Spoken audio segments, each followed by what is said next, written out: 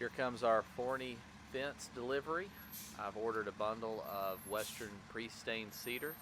I've got some pressure treated to attach that cedar to, as well as the posts to attach the pressure treated to. We're going to show a little bit of that in the video, but mostly this is going to be about finishing up the little bit of site prep we've got left to do, putting down all of the rebar, and just getting ready to pour and actually pouring the concrete. So let's get this thing started.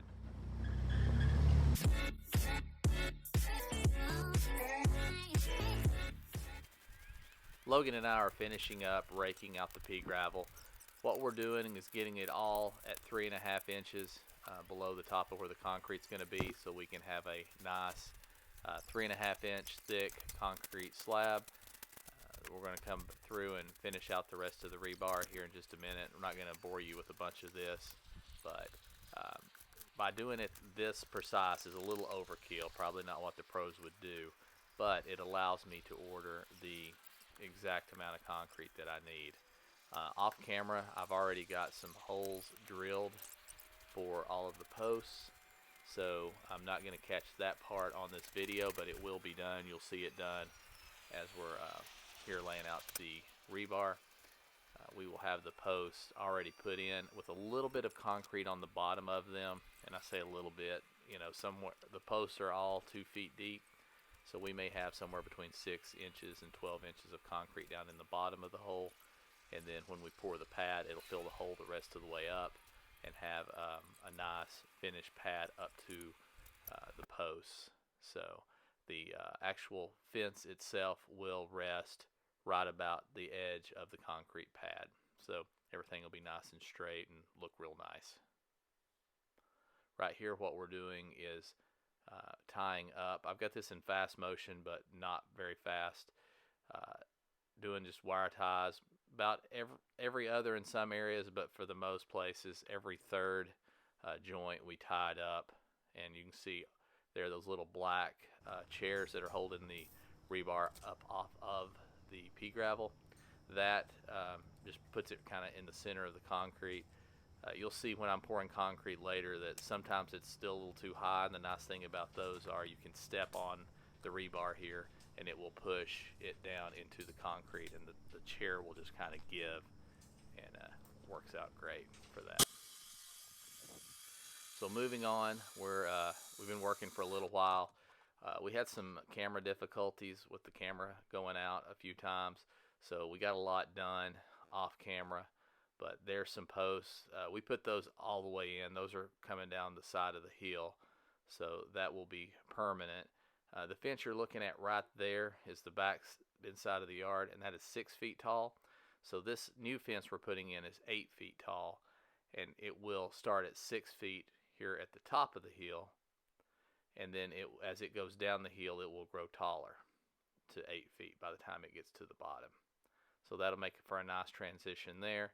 And here at the bottom of the hill, of course, is our 12-foot wide gate that you can kind of see the edge of behind that canopy.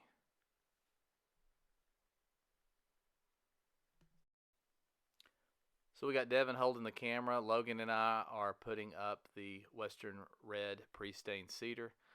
Logan there is holding a spacer block that we made with a 2x4, and I think we put two 2x4 blocks on each end of it, which made it the right space that we wanted, so we could put down the first piece and then come back here shortly and put on top of that to make it board on board for total privacy. So here we are. Logan's holding it just in the middle. I'm checking the top, make sure it's in the middle, and then you just put down some nails with the pneumatic gun. And again, this moves along rather fast.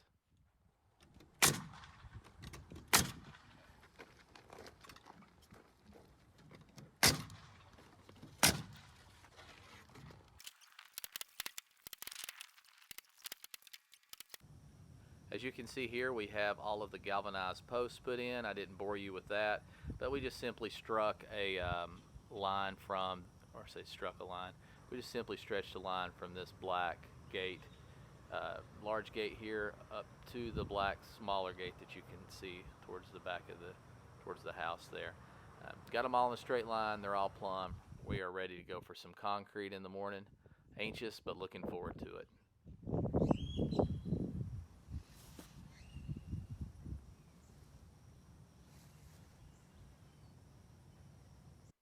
It is the next morning here. Everybody's here early. We're starting at 7 o'clock. Truck's supposed to be here at 7. John McWilliams there with the hat and the overalls. He's running the deal for me. He's had a lot of experience doing this over the years. We wet down the pad real good so that the concrete didn't dry too fast or cure too fast. We're just getting after it here, just kind of trying to get it spread out. Logan and I both have the boots on. We're going to get out in the concrete, and we're going to pull the concrete around. We're going to be the ones over in the concrete doing the screeding. I've got the other John there helping us with the screeding out on the ground. So we're just trying to get this scraped off so all the concrete's at 3.5 inches.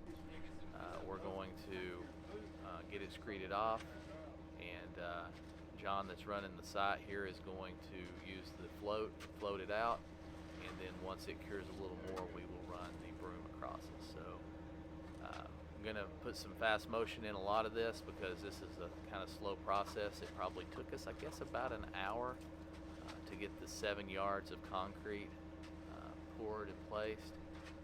Very excited about one thing. We dumped out a wheelbarrow load of concrete just off of the pad there in case we needed to fill in something towards the end, and we didn't need any of that.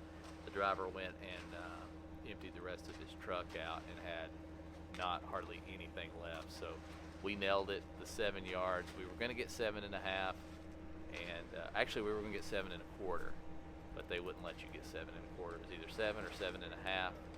So we did 7, and 7 was just enough. That's what we had figured, and it was exactly right. So that didn't have to spend any extra money on that end of it.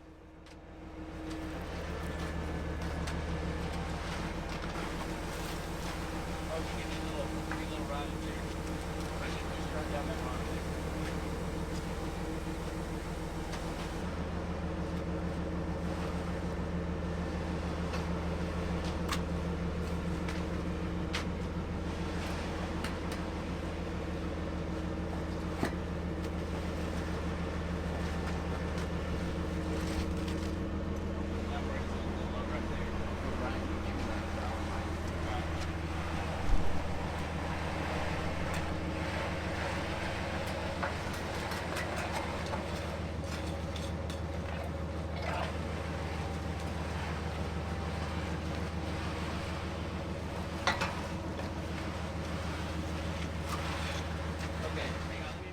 So you can see John there floating out the concrete. As I said, he has a lot of experience doing this. I have some experience. It's actually kind of a little. About 20 years ago, when I built a house in East Tennessee, we did our own concrete. My dad helped me, and we had another helper there, and we did 4 truckloads of concrete. And the one thing that I learned, that was the hardest day I've ever worked in my life. And I grew up on the farm throwing hay on the trailer and all of that stuff during hay season, which is rather difficult as well. But that was by far the hardest day I ever worked, because you get the first truck unloaded, and you get it screeded out, and here comes the next truck. So we had 4 trucks to do that day, and the concrete got ahead of us. We had a lot of dips in the concrete, so the money that I saved doing the concrete myself on that house, I ended up coming back and spending it getting the concrete leveled back out before the tile was laid. So the money I saved, I spent back in that area. This was a totally different deal. We had a bunch of guys on site. If possible, I would say we had maybe one more than we actually needed, but it was great to have plenty of people just whenever you need something. My wife is running the camera. She's doing a great job there, and we just had enough people for everything, where nobody was hustling, nobody was getting tired. When somebody got tired of doing the screeding or pulling the concrete, we switched out, so that was nice. Right here we got a vibration tool. I wanted to make sure that we vibrated the concrete down real well in this area where it steps down, and then right over here into the hole. There's a deep hole right there where that gate is. I wanted that all vibrated in there real good. You can see how it just drops right down when that vibrator gets down in there and really shakes that concrete, shakes all the air, and pushes the gravel down.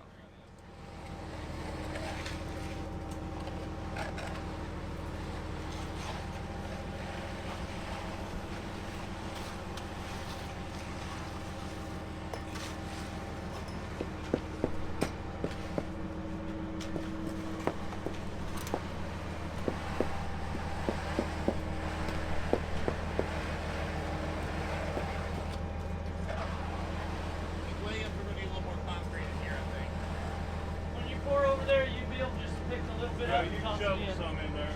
Go ahead and lift that chute over and Trey, you often work that. Put about 3 more gallons of water in it.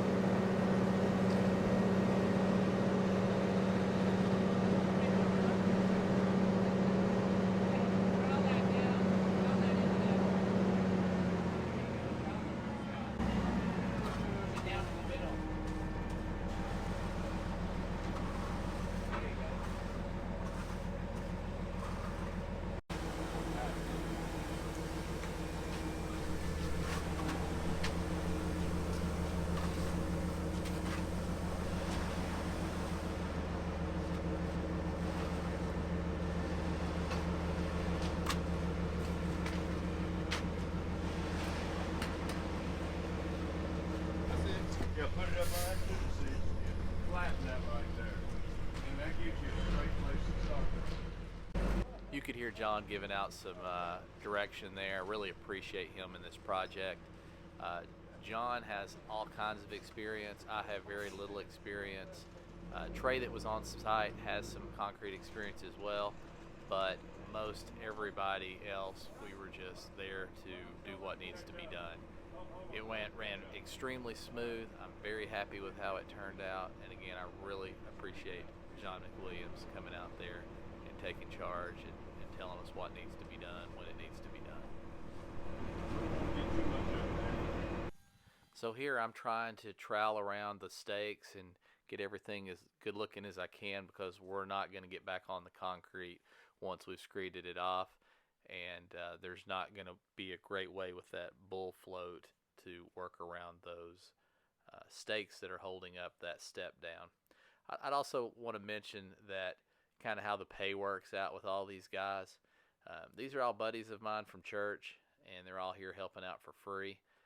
Kind of the deal is they come out and help you out for free on something like this, but you are going to be available when they need something, which I'm more than happy to do. So basically, I couldn't afford this crew. They would all be way too expensive to make this make any sense, because they're all very talented people in their own industries. But I really appreciate every person that came out and helped out with this, and look forward to working with them on future projects at their home. And while I'm thanking people, I'd really like to thank John Wells. He wasn't out here for the concrete pour project, but he brought his skid steer out.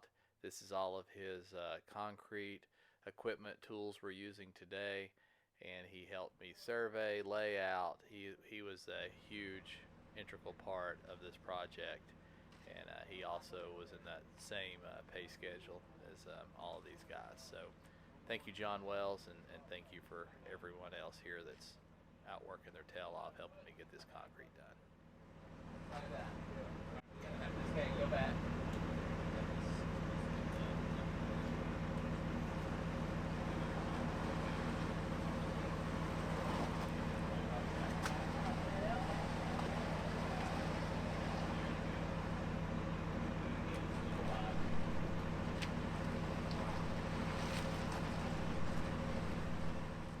as I'm editing through this video, I'm in hopes that there's some professional concrete guys watching this and probably losing their minds about how slow we're doing things, but I really feel like we're getting it done right, and I'm real happy with the results. So really worked out well for us. Also appreciate everybody that takes time to watch the video.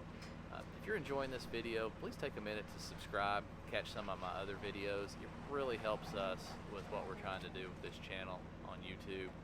They've got a lot of rules that you can't make any money on this till you get a certain amount of subscribers and some things like that. So subscriptions help a bunch. If you share it with somebody that would like this video, that's probably the biggest help there is. Just kind of spreading the word. And then the last thing, if you could give us a thumbs up, that helps a bunch as well. So hope you enjoy the rest of the video. Here's John Ganster tapping on the side of the forms, trying to get any air out and giving us a better finished look when we pull the forms off.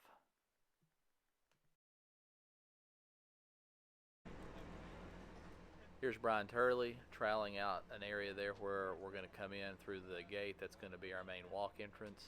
He's also doing all the edging work, putting a nice rounded edge so that doesn't break off of the concrete. Doing an excellent job here.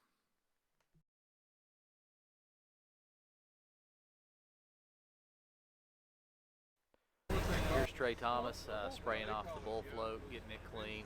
He did a great job just keeping everybody with whatever they needed at any time. Big help there. Appreciate that. Here we are finishing out the last little bit of the concrete. I've got a little bit to pour down in a hole right there where that fence post is, the black one, the big one. But I just couldn't be more happy with how much concrete we ordered and how much concrete we got. We got 7 yards. It figured out to be pretty much exactly 7 yards, but you got to keep in mind that 7 yards is on 4 inches thick concrete, and realistically it's only 3.5. So you end up with a little bit of extra. You'll see a pile right there that you can kind of see in the right bottom corner of the screen. That and that little bit that we pulled off of the pad right there is all that we had extra. So that was awesome. I'm going to grab a shovel and I'm going to pull that off of the form just so that it doesn't stick to it later when we're trying to pull them up. Also, another good tip is after the concrete's pretty dry, you can still get a shovel into it. Go break up that. I went and broke up that big slab and that little bit that we pulled off into more manageable size pieces to carry off and throw away later. Here John McWilliams is putting a eased edge on the concrete where this step down goes. If you don't do that, you're going to pretty much chip the concrete off. It's not going to look nice, but we didn't want to get on the concrete, so he taped that up to the pole. Worked pretty well. Here is John McWilliams laying down a broom finish on this. Just a nice high traction finish to hide any imperfections and just finish it out exactly the way I wanted it. You can see me to the right of the screen wiping down the gate area. Tip that John gave me on a project that we did at our church. One of the other videos we talked a little bit about was where we put a playground in and put the poles in. If you wait till the concrete's pretty much dry, you can come along with a dry rag and wipe it right off. That was a tip that John gave me back then, so that was me doing that there. Works really well. If you let it sit on there for a few days, you won't get it off, or you'll have a really difficult time getting it off. But as you can see me wiping it there with a rag, it comes off rather easy. So here we are. It's me and the doctor. He did not want his likeness to be put on the video, nor his name, so little inside joke. Sorry I can't share more of that with you, but anyway, the doctor and I are the only two left. Everybody else was, we were finished, and they took off. This is probably about 3 hours later. Trying not to walk directly on the pad, but it probably could have been walked on. But we're just trying to get this form out, get the stakes out. I'm going to take some of the concrete and put down where those stakes are down into the concrete so that I have a better overall finished product.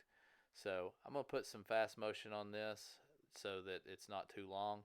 But thanks for hanging out this far into the video. And again, appreciate people that like and subscribe and share. Okay, as you can see, we got all the stakes pulled out and filled back in. Something that's great for concrete while it's curing is to keep it wet, so I set up a little portable sprinkler head and kept the concrete wet all day until it was dark. Thanks for watching.